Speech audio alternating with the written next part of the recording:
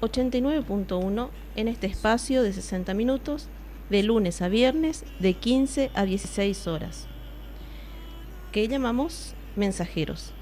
Les recordamos nuestro número de celular 03773 15 485867. Estamos, como todas las tardes, ofreciendo Biblias totalmente gratis. También el libro profético Conflicto Cósmico, este libro que tiene más de 150 millones de copias distribuidas en todo el mundo. También Salud para las Naciones está entregando material de salud sobre diabetes, cáncer, colesterol, primeros auxilios, etc. También instrucciones en revistas para dejar el tabaco y para dejar el alcohol. Todo esto es totalmente gratis, sin compromisos. Saludamos a las denominaciones cristianas que nos escuchan. También un saludo a Eduardo de los hermanos de UPS, también a los ministerios independientes de la Verdad Presente, al Evangelio Eterno, con el pastor Gambetta, recordando que estará en Argentina en marzo de este año. También pueden encontrar información acerca del pastor Nelson Villarreal, pueden ver sus predicaciones. Él está en un canal de Costa Rica, pueden verlo en Biblos TV o también en la www.biblos.tv. También estamos saludando e invitándoles a entrar en la página de www.fuertepregón.com. Son todos lugares donde ustedes pueden encontrar prédicas, pueden encontrar reflexiones, pueden encontrar la palabra de Dios leída y comentada por hermanos, y también información, todo lo que puede serle muy útil en esta época. Saludamos especialmente al Grupo Maranata de aquí de Argentina, donde están Mario, Ruti, Keren, también Rafael, Rodrigo, Néstor, José, Julie, Nelson, Rodolfo, entre otros. También a nuestras familias, a nuestros padres, por el apoyo de todos los días. También pueden dejar su pedido de oración a nuestro número de celular, así estaremos pidiendo por su salud física, mental o espiritual. Porque la oración eficaz del justo puede mucho y nada hay imposible para Dios. Vamos a comenzar la reflexión de esta tarde leyendo en el libro de la Palabra de Dios, en Juan, en el capítulo 8, tenemos, en la primera parte de Juan 8, tenemos cómo Jesús perdona a una mujer que los fariseos estaban a punto de apedrearla. Ellos siempre estaban dispuestos para acusar, dispuestos para juzgar, y en ese momento querían quitar la vida a esta mujer supuestamente acusada de adulterio. Según la ley de Moisés, esto era así, pero no solamente debían traer a la mujer, sino también al hombre con quien estaba en ese momento en ese acto ilícito. Pero no fue así, han traído solamente a la mujer y con la intención de apedrearla, y entonces Jesús intervino, comenzó a escribir en el suelo el pecado de cada uno, y luego cada uno comenzó a dejar las piedras y a retirarse, hasta que Jesús les dijo a la mujer: ¿dónde están los que te acusan? ¿Ninguno te condenó? Y ella contestó en el versículo 11: ninguno, Señor. Entonces Jesús le dijo: ni yo te condeno, vete y desde ahora no peques más. Vemos cómo el amor de Cristo es un amor que tiene condiciones. Si ya lo conocemos, si ya despertamos, si ya hemos salido de esa vieja vida, debemos vivir para Él y debemos dejar lo que ofende a Dios, que es el pecado. Seguimos con la lectura de San Juan 8, versículo 12, nos habla de la luz del mundo. Otra vez Jesús les dijo: yo soy la luz del mundo. El que me sigue no andará en tinieblas, sino que tendrá la luz de la vida.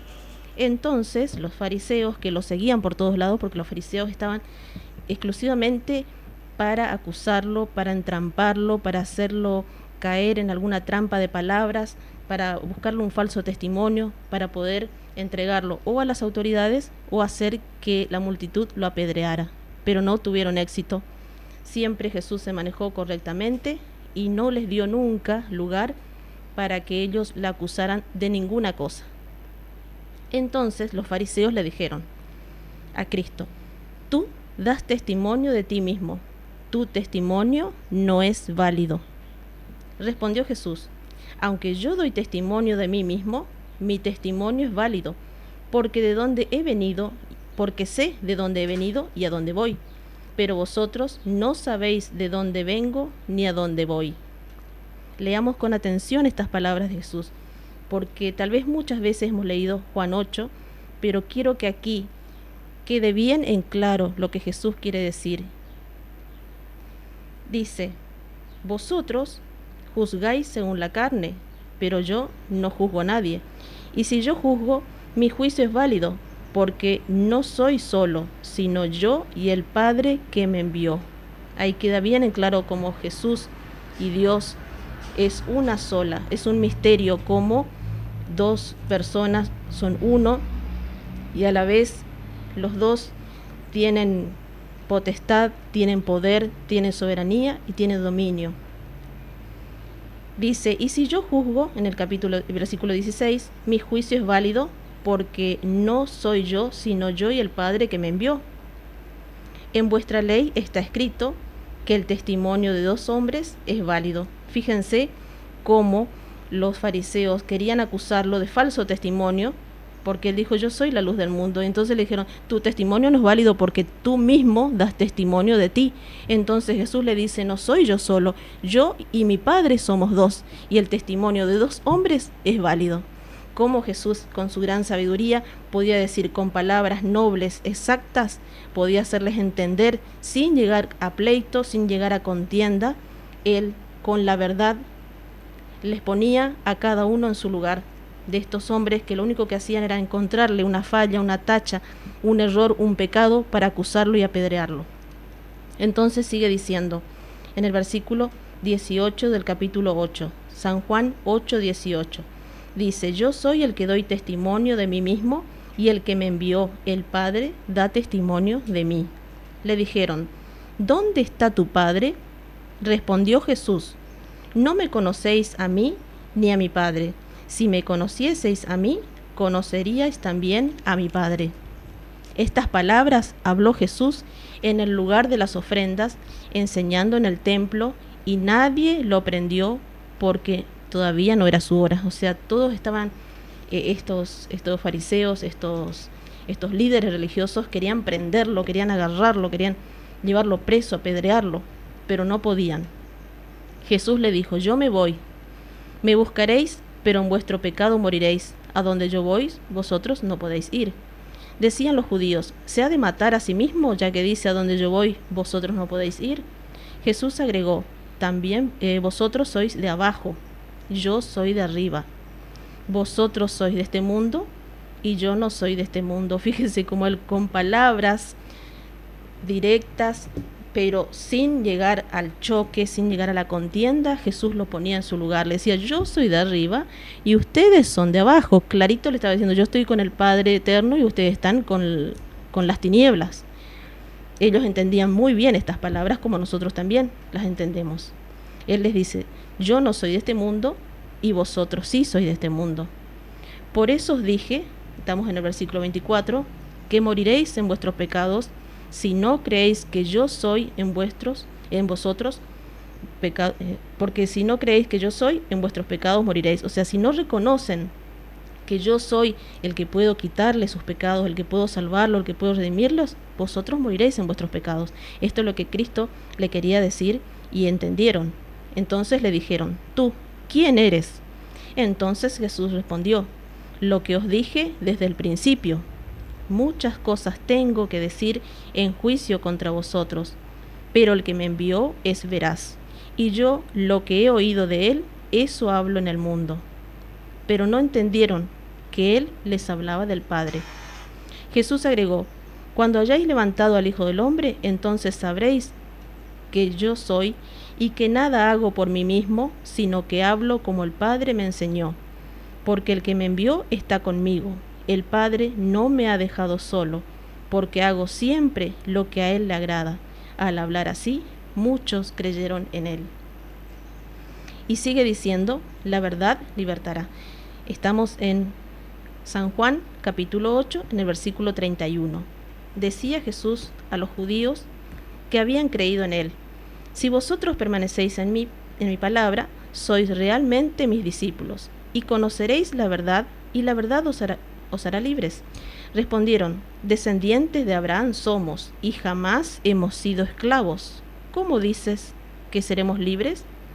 Jesús respondió: os aseguro, todo el que comete pecado es esclavo del pecado, y el esclavo no queda en la casa para siempre, el Hijo sí queda para siempre en la casa. Así, si el Hijo os liberta, seréis realmente libres. Sé que sois linaje de Abraham, sin embargo, procuráis matarme, porque mi palabra no cabe en vosotros. O sea, le estaba diciendo claritamente: ustedes son hijos de Abraham, pero aún así quieren matarme, porque ustedes no creen en mi palabra, ustedes creen que soy un mentiroso, que soy un embustero, que soy un usurpador. Yo hablo lo que he visto en el Padre, vosotros hacéis lo que habéis oído a vuestro padre. Entonces respondieron: nuestro padre es Abraham.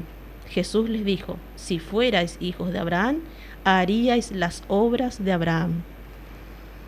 Pero ahora procuráis matarme, a mí, que os he hablado la verdad que oí de Dios. Abraham no hizo eso. Vosotros hacéis las obras de vuestro padre. Entonces, aquí viene la mejor parte. Aquí vamos a donde yo quiero llegar para las personas que dicen que ahora está muy de moda decir todos somos hijos de Dios. Ojito, todos somos creación de Dios. Él nos formó por medio al crear a Adán y Eva. Luego nosotros todos somos creación de Dios. Pero luego nosotros elegimos si somos hijos de Dios o hijos del diablo. Y no se enojen con mensajeros, porque es lo que dice la palabra de Dios. Vamos a ver qué dice. Pero ahora procuráis matarme a mí, que os he hablado la verdad que oí de Dios. Abraham no hizo eso. Estamos en San Juan capítulo 8, versículo 41. Vosotros hacéis las obras de vuestro padre. Entonces le dijeron: nosotros no somos nacidos de fornicación. Tenemos un padre que es Dios. Así, o sea, primero dijeron somos hijos de Abraham. Luego ya dijeron somos hijos de Dios. Entonces Jesús replicó: si vuestro padre fuera Dios, me amaríais, porque yo de Dios he salido y he venido. No he venido de mí mismo, sino que Él me envió. ¿Por qué no reconocéis mi lenguaje? Es porque no podéis oír mi palabra. Entonces aquí viene la partecita más importante. Jesús les dice en el versículo 44: vosotros sois de vuestro padre el diablo, y los deseos de vuestro padre queréis cumplir. Él ha sido homicida desde el principio, y no permaneció en la verdad, porque no hay verdad en él. Cuando habla mentira, habla de lo que él mismo es, porque es mentiroso y padre de mentira. Pero como yo digo la verdad, no me creéis. ¿Quién de vosotros me halla culpable de pecado? Y si digo la verdad, ¿por qué no me creéis? El que es de Dios, oye las palabras de Dios. Por eso no la oís vosotros, porque no sois de Dios. Claritamente aquí Jesús le está diciendo: vine a salvarlos, vine a redimirlos, soy su amigo, me han rechazado, entonces ustedes son hijos del diablo. Y esta condición se da en toda la humanidad, querida audiencia, querida que estás escuchando. Somos creación de Dios, pero nuestras decisiones, nuestro camino, nuestras opciones, nuestras palabras, nuestros pensamientos nos llevan en definitiva a tomar parte en la familia de Dios o en la familia del diablo. Y lo dice Cristo. Él estaba habilitado para decir quién es hijo de Dios y quién es hijo del diablo. Nosotros solamente estamos habilitados en decirle que nos tenemos que examinar a nosotros mismos, ver cómo está mi corazón, cómo está mi mente, cómo están mis palabras, cómo están nuestros hechos. Tenemos un Dios compasivo, un Jesucristo misericordioso que murió por nuestros pecados. Estamos a tiempo de pertenecer a esa familia de Dios. Si no lo hacemos, si nuestra decisión es estar como estamos, seremos hijos del diablo. Vamos a seguir con otro texto en el libro primero de Juan 3:10. Aquí nos da otra descripción bien clarita. Nos dice, todo el versículo 3 habla de la purificación, y a partir del libro, primera carta de Juan, capítulo 3, versículo 4, dice: todo el que comete pecado quebranta la ley, pues el pecado es la transgresión de la ley. Pero vosotros sabéis que Cristo apareció para quitar nuestros pecados, y en Él no hay pecado. Todo el que permanece en Él no sigue pecando. El que sigue pecando no lo ha visto ni lo ha conocido. Hijos míos, que nadie os engañe, el que practica la justicia es justo como Cristo es justo.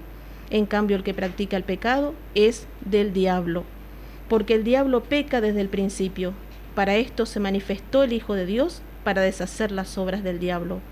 Todo el que ha nacido de Dios no sigue pecando, porque la vida de Dios está en él. No puede seguir pecando, porque ha nacido de Dios. En esto se ve quiénes son hijos de Dios y quiénes son los hijos del diablo. El que no practica la justicia ni ama a su hermano no es de Dios. Esto es clarito. Esto, querida, no tiene no tiene doble discurso.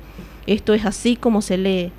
O hacemos la voluntad de nuestro Padre reflejado en amor hacia Dios y nuestro prójimo y pertenecemos a la familia de Dios, o lamentablemente nos quedamos en esta tierra a sufrir las consecuencias con el diablo y sus demonios, a pertenecer a esa familia que cuando Cristo venga va a ser destruida, no quedará raíz ni rama. Ojalá nuestra decisión sea formar parte de esa familia divina que está con los brazos abiertos todavía a disposición del ser humano para formar parte de ese linaje real, de ese linaje escogido que va a reinar por los siglos de los siglos con la familia de Dios. Ojalá sean ese nuestro deseo.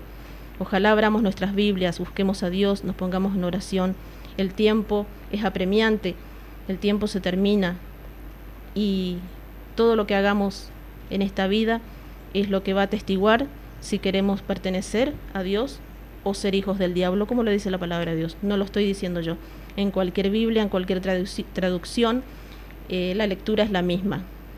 Dios tiene hijos que son suyos porque quieren serlo, porque elegimos su gracia divina que nos restaura, que nos renueva, que nos santifica. Y si elegimos estar como estamos y seguir pecando, seguir desobedeciendo, seguir en ese linaje que va a ser perecedero, que es mundano, que solamente sirve para ser destruido.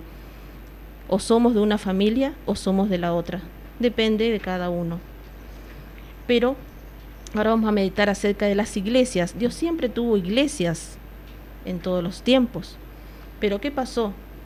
A medida que pasaba el tiempo, las iglesias cayeron víctimas del mismo deseo que causó la maldición y la ruina de Israel. Recordemos que Israel era el pueblo escogido de Dios, era la nación santa que él había escogido para que lo represente, para que lleve su carácter a todas las naciones, para que predique acerca del Dios verdadero.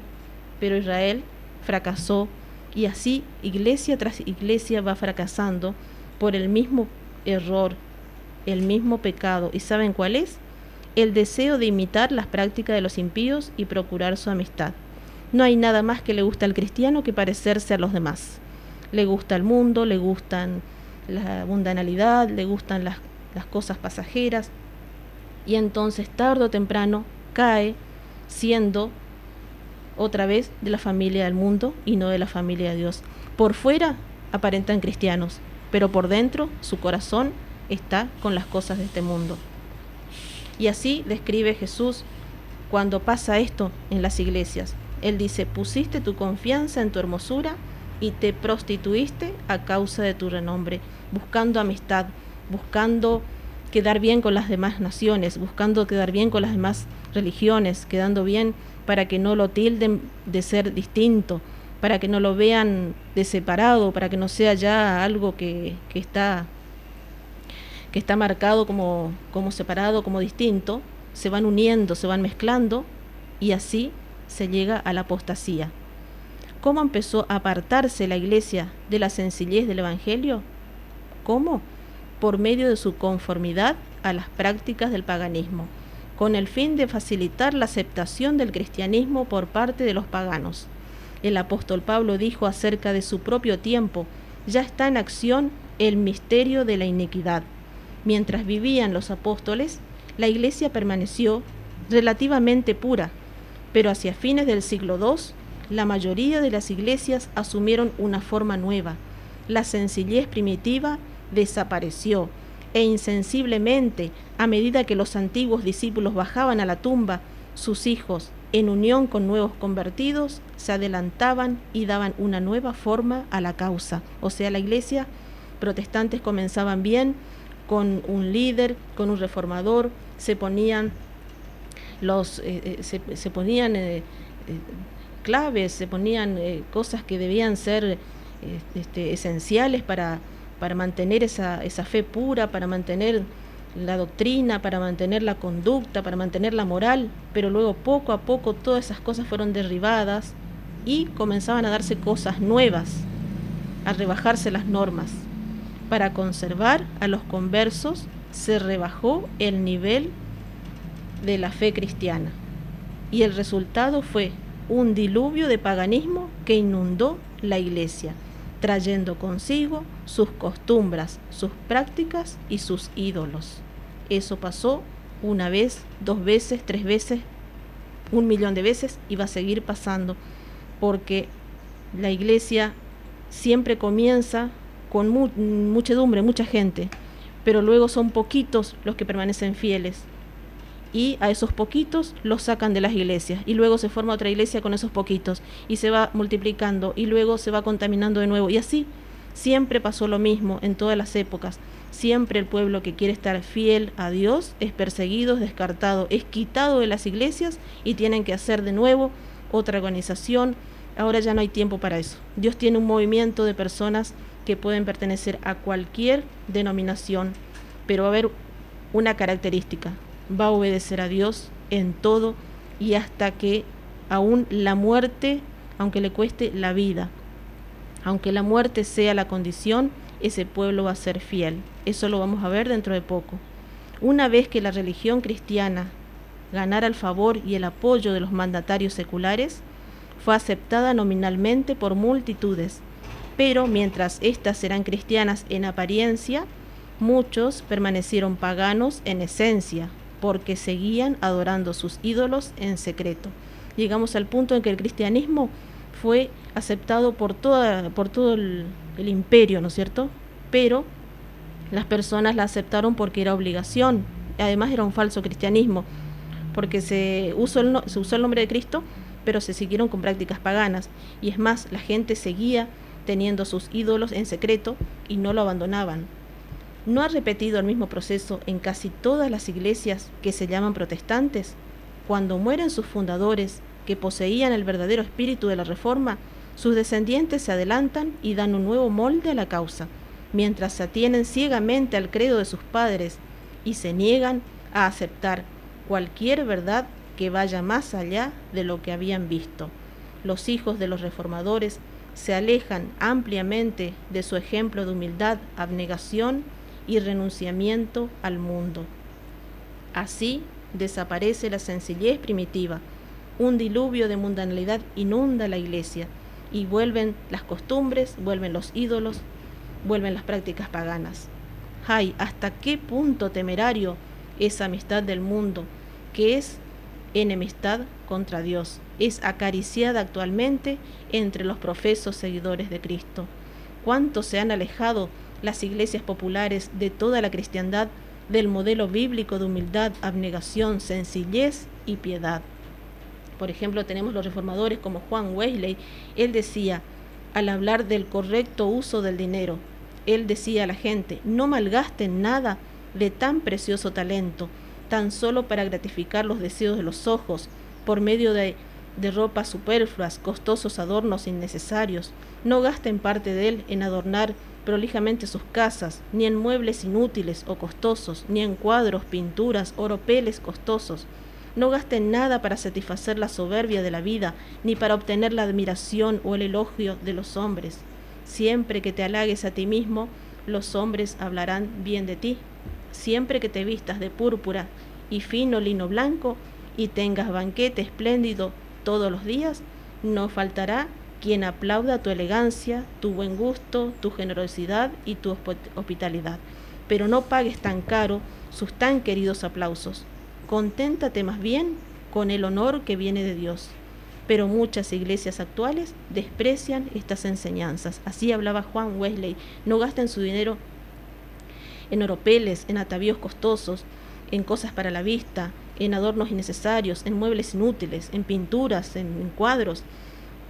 No gasten en comida, en tanta comida, tantos banquetes, tantas fiestas. Así hablaba él. Pero las iglesias ahora les entra por un oído a la mayoría y les sale por el otro, ¿no? En el mundo está de moda hacer profesión de fe, o sea, que se vea que vamos a la iglesia, que tenemos una Biblia, que cantamos, que hacemos alguna visita, que estudiamos la Biblia. Todo el mundo es cristiano hoy en día, ¿no? Gobernantes, políticos, abogados, médicos, comerciantes se unen a la iglesia para asegurarse el respeto y la confianza de la sociedad y así promover sus intereses mundanos. Así tratan de cubrir todos sus procederes injustos con una profesión de cristianería. Bueno, esta palabra cristianería sería una deformación del cristianismo, así como la política es necesaria, es interesante la política, pero la politiquería es lo que se ve actualmente. Es una deformación de la política. Lo mismo con el cristianismo. El cristianismo es algo que es digno de destacar, de realizarse, pero la cristianería es una deformación del cristianismo, por supuesto obra de los hombres, ¿no? Las diversas comunidades religiosas, robustecidas con las riquezas y la influencia de esos mundanos bautizados, empujan por una mayor popularidad y patrocinio, iglesias magníficas, templos enormes, embellecidos con el más extravagante despilfarro. Y esto se ve en todas las iglesias, hasta las que guardan el día sábado, las que tendrían que dar el ejemplo. Esos templos con forma de pirámide, que no se sabe si es un templo masón o un templo sabático. Es una vergüenza cómo se despilfarra millones y millones de dólares en algo que tendría que ser algo sencillo. Y en vez de hacer un templo tan caro, hacer 20 en distintos lugares donde realmente haga falta. La vanidad, la soberbia está ganando lugar más y más en todas las iglesias. Se yergan en las avenidas populosas todos estos templos de despilfarro, de extravagancia. Los adoradores visten con lujo y a la moda. Se pagan grandes sueldos a ministros elocuentes para entretener y atraer a la gente. Sus sermones no deben aludir a los pecados populares, sino que deben ser suaves y agradables para los oídos de un auditorio elegante. Así los pecadores elegantes son inscritos en la iglesia y los pecados de moda se cubren con un manto de santidad. Así están casi todas las iglesias, entreteniendo a la gente, atrayendo a la gente, como si fuera un circo, cuando tendría que ser un lugar santo, un lugar de santidad, un lugar de consagración, un lugar de humillación por la condición en la que nos encontramos todos. Al comentar acerca de la actitud actual de los profesos cristianos para con el mundo, un notable periódico secular dice: insensiblemente la Iglesia se ha rendido al espíritu del siglo y ha adaptado sus formas de culto a los deseos modernos. O sea, la Iglesia se va adaptando siempre a la moda, se va haciendo moderna, se va haciendo cada vez más orgullosa, más narcisa, porque le importa lo que se ve por fuera y no importa lo que hay por dentro. En verdad, todo cuanto contribuye a hacer atractiva la religión, hoy la Iglesia lo emplea como su instrumento. Y un escritor en el Independiente de Nueva York señala lo siguiente acerca del metodismo actual: la línea de separación entre los piadosos y los irreligiosos desaparece en una especie de penumbra. O sea, ya no hay diferencia entre el que es cristiano y el que no es. Y en ambos lados se está trabajando con empeño para hacer desaparecer toda diferencia entre su modo de ser y sus placeres. La popularidad de la religión tiende en gran manera a aumentar el número de los que quisieran asegurarse sus beneficios sin cumplir honradamente con los deberes de ella. O sea, todos quieren ser cristianos, pero sin abnegación, sin condiciones, sin ese refinamiento que tiene que haber un cristiano, sin ese colirio que distinga la verdad del error. Howard Crosby dice: es un motivo de hondo pesar que encontremos en la Iglesia de Cristo tan poco cumplimiento de los designios de su Señor, así como los antiguos judíos dejaron que el trato familiar con las naciones idólatras alejara sus corazones de Dios. Así también, ahora, la Iglesia de Jesús, merced a su falsa asociación con un mundo incrédulo, está abandonando los métodos divinos de su vida verdadera y doblegándose a los hábitos perniciosos, si bien a menudo plausibles, de una sociedad anticristiana, valiéndose de argumentos y llegando a conclusiones ajenas a la revelación de Dios y directamente opuestas a todo crecimiento en la gracia. O sea, las iglesias se han mundanalizado, se han secularizado, se han hecho igual que el mundo. No hay diferencia. La diferencia son que los horarios de culto, el mundo no va a la iglesia, pero ahora la iglesia vino al mundo. Así que están peor que en todos los tiempos, y esto estaba profetizado, esto va a ser así. Esta marea de mundanalidad y de búsqueda de placeres, el espíritu de desprendimiento y de sacrificio personal por amor a Cristo, ha desaparecido casi por completo. Algunos de los hombres y mujeres que hoy tienen una vida activa en las iglesias aprendieron cuando niños a hacer sacrificios para poder dar o hacer algo por Cristo. Pero si ahora se necesitan fondos, no se puede. ¿Por qué? Porque no hay que pedir a nadie. No. ¿Cuál es la clave ahora? Lo que se hace, se organizan ferias, se hacen representaciones dramáticas tipo teatro, se hacen también escenas jocosas, o sea, tipo sketch de risa, se hace comida, se hace fiesta, cualquier cosa para divertir a la gente. Y hasta las iglesias que guardan el sábado ponen payasos en sus escenarios, ponen gente a aplaudir, ponen grupos musicales. Es un circo. Y no se enojen conmigo, pero eso búsquenlo en internet, están los shows, están pastores donde usan la palabra adventista para ofrecer su show. Si yo uso la palabra adventista, hay gente que me está mandando carta de documento enseguida. Pero hay un payaso que está haciendo fiesta el día sábado en medio de la iglesia y no pasa nada. Entonces, ¿qué somos? Somos mundanos, estamos secularizados, estamos pactando con las naciones impías, estamos haciendo precisamente lo que Cristo no quiere que su pueblo haga. Su pueblo tiene que ser especial, secular, tiene que dar testimonio de lo que es Jesucristo, y no lo estamos haciendo. Ojalá estemos a tiempo para cambiar esa actitud, ya que la decisión de pertenecer a ser de la familia de Dios o ser de la familia del diablo es nuestra, solamente nuestra, y está en nuestras manos.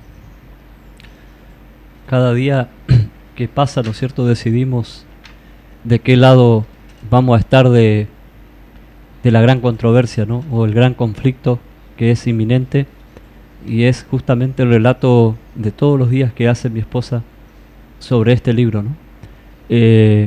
Aquel que dice yo soy neutral, no me meto con nadie, simplemente miro de afuera, ya ha tomado su decisión, porque queremos refrescar la memoria de cada uno de nuestros oyentes cristianos, ¿no es cierto?, y de uno mismo. En esto yo no puedo decir, bueno, no soy político, no soy ni de Kirchner ni de Macri. Uno puede llegar a decir eso en el ámbito político, pero en el ámbito espiritual, tarde o temprano la decisión que nosotros tomemos va a tener repercusiones de vida eterna o muerte eterna con Satanás.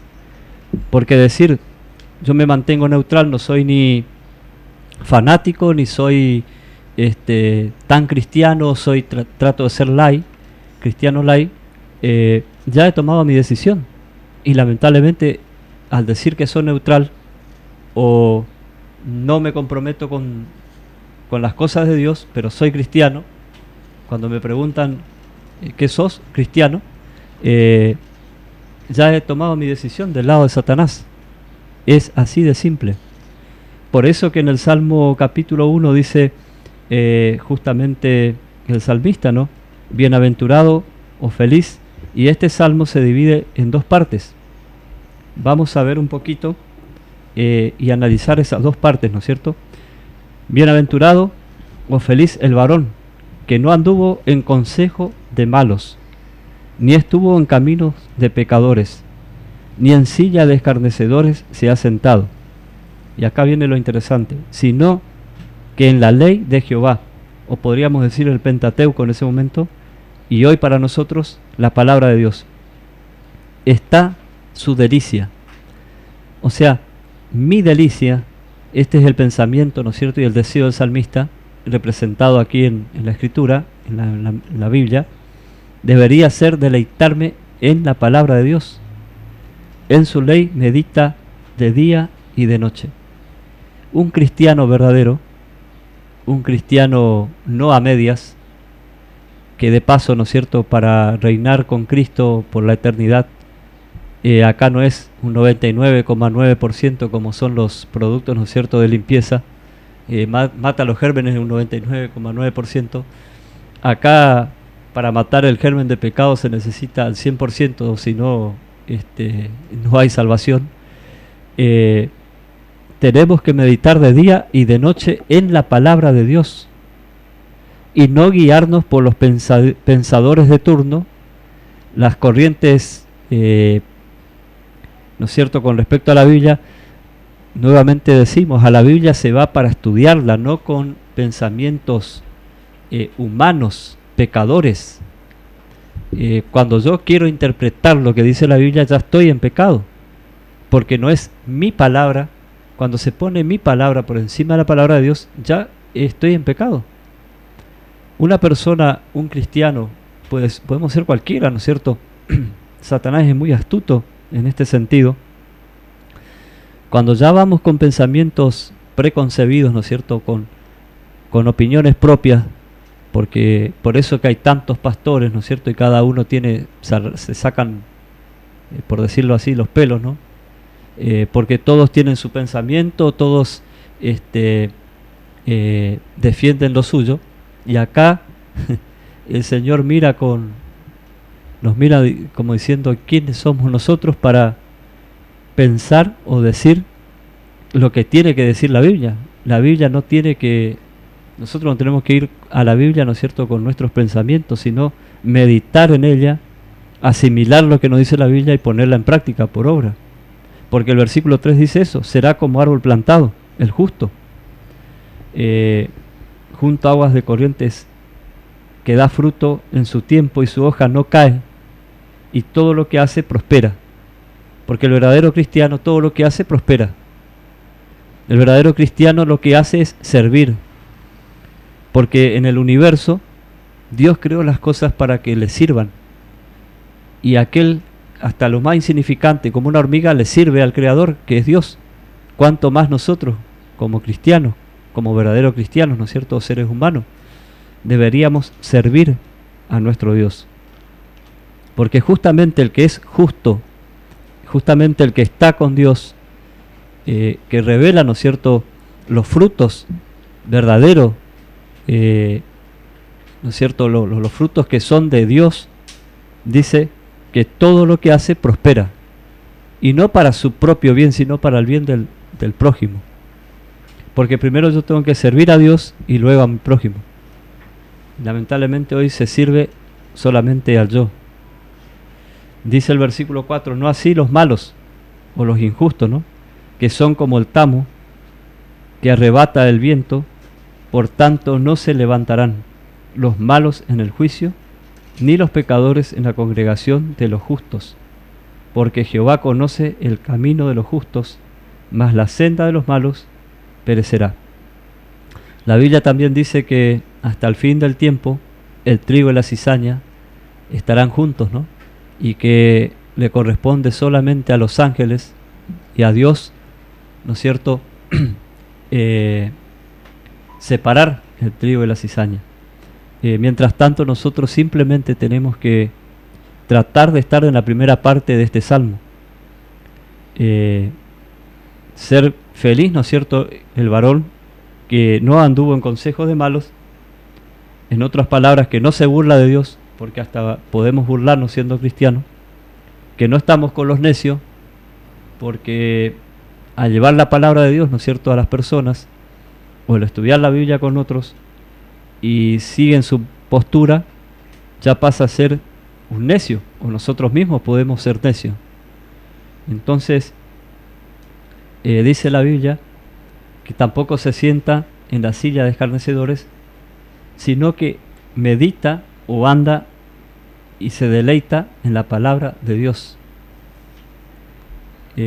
Debería ser un deleite estar en la presencia cada día de Dios, cada instante, cada pensamiento, cada acto, por más insignificante que sea, tiene que ser de agrado a Dios. Hasta inclusive cuando vamos al supermercado o hacer las compras, ¿no es cierto? Lo que vamos a comprar, consultar con Dios si es de agrado o no. Él debe ser lo primero y lo último en nuestra vida y en todo. Por eso que hoy podríamos decir que hay, digamos, cristianos a medias, ¿no? Personas que por allí uno se encuentra y dice, wow, qué obra que está haciendo este muchacho o esta persona o este pastor, y resulta que a medida que nos vamos relacionando vemos de qué frutos está hablando realmente este individuo, esta persona, ¿no? Lo mismo pasaba con los fariseos. Eran sacerdotes, eran ministros, eran pastores, eran líderes religiosos y aún negaron a Cristo, en lo que leyó mi esposa, a tal punto que lo llevaron a la muerte y la muerte de cruz, como que si fuera un ladrón, y era aquel que vino a darle la vida eterna a ellos, porque Cristo se encargó de predicar primero en su casa. A los suyos vino, dice la Biblia, y los suyos los negaron. Y estos eran dirigentes, no eran personas que no conocían las profecías, que no conocían a Cristo, que no conocían a Dios. Inclusive el relato que hoy mencionaba mi esposa, sabían muy bien quién era Abraham, Moisés. Eran personas que estaban empapadas en la palabra de Dios, y aún así, en la cara de Cristo, ¿no es cierto?, cerraron su corazón y rechazaron el mensaje. Y hoy no es diferente. ¿Cuántos cristianos conocen la Biblia? ¿Cuántas personas conocemos la Biblia? Y aún seguimos rechazando a Cristo. Porque acá dice, será como árbol plantado junto a corrientes de agua, que da su fruto en su tiempo y su hoja no cae, y todo lo que hace prospera.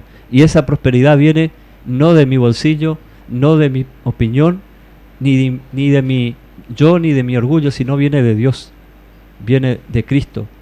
Cuando hay una sumisión verdadera, cuando hay realmente en mi vida mora Cristo, entonces los frutos van a ser dignos de arrepentimiento. Porque sin Cristo nada podemos hacer. Él mismo lo dijo en San Juan capítulo 15, versículo 4. Permaneced en mí y yo en vosotros. Como el pámpano no puede llevar fruto por sí mismo, si no permanece en la vid, así tampoco vosotros, si no permanecéis en mí. Cada día nosotros tenemos que preguntar al Señor, Señor, ¿es de agrado lo que estoy haciendo? ¿Estoy salvo por hoy? Hay personas que dicen, conozco a Cristo, ya estoy salvo, ya es suficiente. No, eso es una artimaña de Satanás. Es mi orgullo poniendo por encima de lo divino, y estoy más perdido de lo que antes había conocido a Cristo. Los fariseos, ¿no es cierto?, pensaban que ya era suficiente haber conocido a Abraham. Se habían volcado tanto a los métodos, ¿no es cierto?, humanos, a las formas, que se olvidaron de lo principal. Se olvidaron de la vid verdadera, de Jesús, y dejaron de lado a Cristo. Por eso, para finalizar, dice allí en Primera de San Juan, el capítulo 3,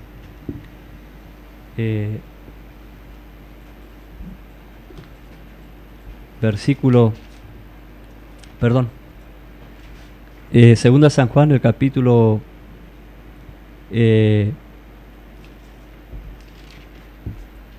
Tercera San Juan, capítulo 1, dice, versículo 2, amado, yo deseo que tú seas prosperado en todas las cosas y que tengáis salud, así como prospera tu alma.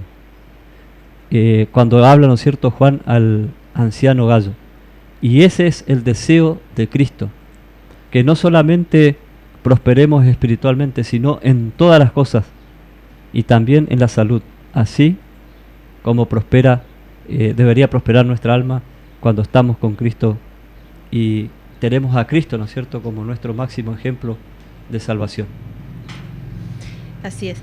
Les recordamos nuevamente nuestro número de celular para que se comuniquen pueden hacer para si quieren hacer algún comentario a favor o en contra. Agradecemos a los que están llamando, que están muy contentos por el programa, que les sirve, que están aprendiendo, que están compartiendo.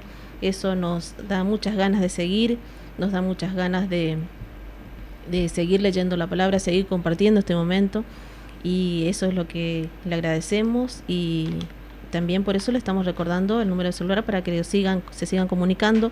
Recuerden que pueden pedir sus Biblias totalmente gratis, también el libro Conflicto Cósmico y también material de salud al 03773 15 48 58 67.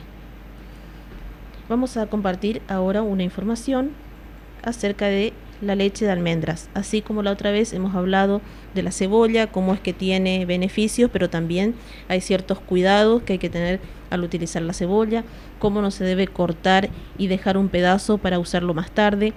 No se debe tampoco picar cebolla y dejarlas hasta el otro día, porque la cebolla tiene la capacidad de captar las bacterias del aire, que es inevitable con tantas enfermedades, con tantos patógenos que andan en el aire. Es imposible que el aire esté limpio, así que la cebolla atrapa esas bacterias y luego si la comemos nos estamos comiendo bacterias también.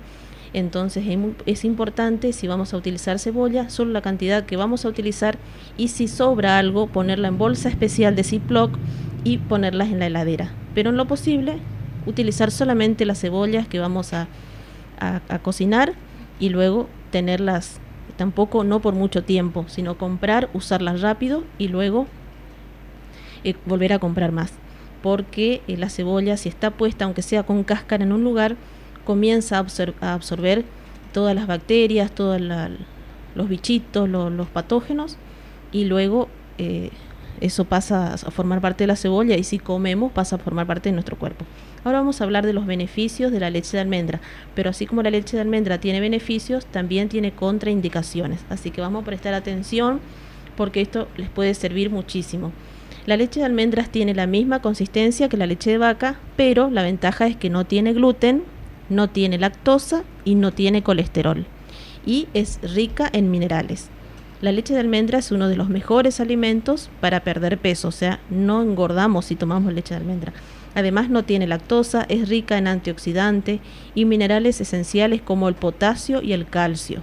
Por su bajo contenido de colesterol, tiene un delicioso sabor a fruto seco, es alto en vitaminas, tiene un alto contenido en vitaminas y es el sustituto ideal para reemplazar la leche.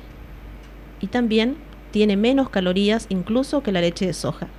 Las propiedades de la leche de almendras: tiene un alto contenido de vitamina E, el cual es un antioxidante natural que ayuda a prevenir el cáncer y a retrasar los procesos de envejecimiento. La almendra entonces es un rejuvenecedor de nuestro cuerpo, de nuestras células. También provee vitaminas D y A, también proteínas, también omega 6, también zinc, calcio, hierro, magnesio y potasio. También comparte algunas propiedades con la leche de soja, pero tiene un contenido calórico más bajo aún que la soja. En comparación con una taza de leche de vaca entera, que tiene 140 calorías, una leche de arroz tiene 120 calorías, la leche de soja tiene 80 calorías, pero la leche de almendras, la misma cantidad, tiene solo 40 calorías. Si no se le agrega azúcar, la leche de almendras tiene un contenido calórico aún de 30 calorías por taza. También tiene un alto nivel de fibra natural soluble e insoluble. Las fibras es muy importante que uno consuma porque en nuestros intestinos hay bacterias buenas y bacterias malas. Las bacterias buenas son las que se alimentan de fibra, y si nuestro cuerpo no le proporciona esas fibras, esas bacterias no se reproducen. En cambio, si le damos carne, por ejemplo, hay bacterias que producen la putrefacción y que habitan en los intestinos que comen carne, porque ahí se pudre la carne a medida que a medida que se mata al animal, hay un proceso de putrefacción que no se detiene. La carne, si uno la deja fuera de la heladera, se pudre, pero la cocinamos, la comemos, igual se sigue pudriendo en nuestro intestino, nuestra panza, nuestro intestino, hasta que sigue el proceso, y sale y sigue el proceso de putrefacción. Entonces hay bacterias que son buenas y combaten a esas bacterias malas. Pero necesitamos alimentar a nuestras bacterias buenas con fibra. ¿Y dónde están las fibras? Bueno, en salvado, en esta leche de almendras, en todo, en la avena. Entonces nosotros comiendo fibra estamos alimentando las bacterias buenas que luego van a combatir a las bacterias malas. También de esta manera protegemos la pared del intestino favoreciendo al colon, ayuda a regular la absorción de los azúcares y controla los niveles de colesterol. También es recomendable revisar la etiqueta para ver si esta leche de almendra tiene qué componentes tiene. Bueno, aquí nosotros no podemos conseguir leche de almendra, pero en otros países sí. También muchas personas pueden beneficiarse de las propiedades de leche de almendras para perder peso, porque regula el colesterol y también le hace bien a las personas que tienen gastritis. Las personas que tienen gastritis generalmente no pueden tomar leche, pero sí van a poder la leche de almendras, porque favorece a esa enfermedad. La hace sentir mejor, no la ataca, no ataca la gastritis. A continuación, también tenemos otras formas de beneficiar al cuerpo con leche de almendras, que es, ya dijimos, el bajo contenido calórico, la hace ideal para las personas que quieran perder peso. También al sustituir la leche de vaca por la de almendras en la dieta diaria, se pueden tener muchos resultados. Es también una propiedad que tiene es la organoléptica, porque se parece en estructura por fuera a la leche de vaca, pero cuando uno lo prueba es más rica aún que la leche de vaca. O sea, por fuera parece leche de vaca, pero cuando uno lo prueba es más deliciosa. Consumir esta leche de almendras ayuda a las personas con niveles de colesterol y triglicéridos, ayuda a los niveles a bajarlo, ¿no es cierto? Mejora los niveles del colesterol bueno, que es el HDL, y reduce los niveles del colesterol malo, que es el LDL. En comparación, también reduce los niveles de colesterol, el doble que el consumo de aceite de oliva. Aún es más importante la función con el colesterol de la leche de almendras que el aceite de oliva. Además, fortalece el corazón, favorece la absorción de azúcar y grasa de los intestinos. La leche de almendras es fácil de digerir, es recomendable para todos los que tienen intolerancia a la lactosa. La otra vez estábamos hablando que la lactosa es el azúcar de la leche de vaca, y como hay personas que no pueden producir lactasa, que es la enzima que desdobla la lactosa, y entonces por eso vienen dolores de cabeza, dolores de panza, vómitos, diarrea. Es la forma en que el cuerpo está avisando de que no está funcionando bien la enzima por culpa de la lactosa. Bueno, la leche de almendras no tiene lactosa, entonces las personas no tienen ese problema de intolerancia. También hace la digestión que sea más liviana. Es recomendable también para tratar las diarreas, los vómitos, ya que esto reduce los niveles de potasio. La leche de almendras tiene un alto nivel de potasio, ayuda a recuperar el mineral perdido por enfermedades. La fibra de la leche de almendras protege la pared de los intestinos. Esto es muy importante, porque al deteriorarse la pared de los intestinos, de ahí ya vienen los pólipos, luego vienen las especies de úlceras y luego vienen los cánceres de intestino. Entonces es muy importante la fibra que tiene la leche de almendras para proteger las paredes de los intestinos. En muchos casos, las personas que tienen gastritis o problemas gastrointestinales cambian su dieta y agregan la leche de almendras porque le regula sus funciones. La vitamina B2 también está presente en la leche de almendras, ayuda a que las uñas y el pelo crezcan más fuertes y que la piel tenga una mejor hidratación. Las contraindicaciones de la leche de almendras también existen porque no hay el alimento perfecto, entonces la leche de almendras también tiene contraindicaciones. Vamos a hablar un poquito de eso. Tiene efectos secundarios que debemos tener en cuenta cuando vamos a consumirla. Entonces, la leche de almendras tiene un efecto negativo en la tiroides. Vamos a ver por qué. Las almendras son un alimento bociógeno. ¿Qué significa esto? Lo que significa que contiene sustancias químicas naturales que pueden inhibir, o sea, frenar, la correcta absorción y aprovechamiento orgánico del yodo. Y esto puede dañar la tiroides. O sea, las almendras tienen un componente que hace que no se pueda absorber bien el yodo. Cuando tenemos problema con el yodo, aparece el problema de tiroides. Entonces, por eso no es recomendable a las personas que tomen leche de almendras cuando tienen algún problema de tiroides, porque va a ser que sea más grave todavía por ese componente que se llama bociógeno, que hace que favorece que aparezca el bocio. Los alimentos de este tipo también son la soja, la col rizada, el lino, el brócoli y las almendras. Causan que la tiroides se expanda. O sea, si una persona tiene problema de tiroides, no es bueno usar la leche de almendras. Cuando se consume en grandes niveles, causa la formación de tumores, porque uno de los productos químicos prevalentes encontrados en este tipo de vegetales bloquea el yodo.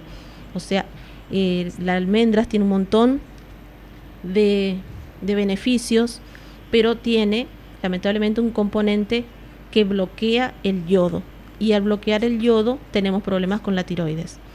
Mientras los bociogénicos, la palabra es difícil, bociogénicos pueden ser perjudiciales cuando se consumen en grandes cantidades. Son al mismo tiempo sanos y beneficiosos para el sistema inmunológico humano. O sea, esto es muy bueno para la persona normal. Ahora, si la persona se hizo un estudio y tiene problemas con la función del la tiroides, entonces sí debe restringir el consumo, frenarlo o directamente no consumirlo, porque debido al componente que le inhibe el yodo, tendría más problemas todavía. La leche de almendras debe ser evitada, o sea, no la deben tomar las personas con riesgo de baja función tiroidea.